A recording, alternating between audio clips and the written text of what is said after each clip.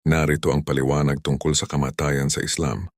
Ang kamatayan sa Islam ay hindi itinuturing na isang wakas kundi isang paglipat sa ibang buhay. Ito ay isang pagbabalik sa Allah yang lumikha. Paniniwala sa qadar, preordainment. Naniniwala ang mga Muslim na ang oras ng kamatayan ng isang tao ay itinakda na ng Allah. Kapag kamatay sa oras ng pagkamatay, naniniwala ang mga Muslim na dumadalaw ang mga anghel upang kunin ang kaluluwa. Ang kaluluwa ng isang mabuting tao ay kukunin ng may paggalang, samantalang ang kaluluwa ng isang masamang tao ay kukunin ng may paghihirap, paglilibing.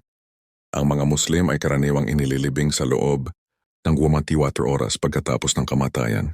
Ang katawan ay ginagamot ng may paggalang, nililinis at binabalot sa puting tela, kafan.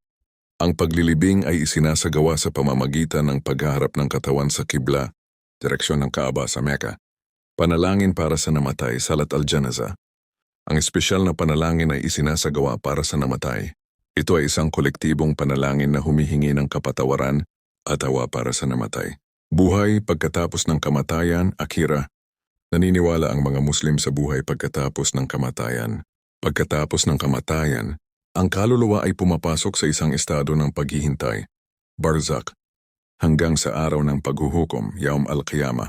Sa araw ng paghuhukom, ang lahat ay bubuhayin muli at huhukuman batay sa kanilang mga gawa sa mundo. Ang mga mabubuti ay papasok sa paraiso, Jannah, at ang mga masasama ay papasok sa impyerno, Jahannam. Pagdadalamhati.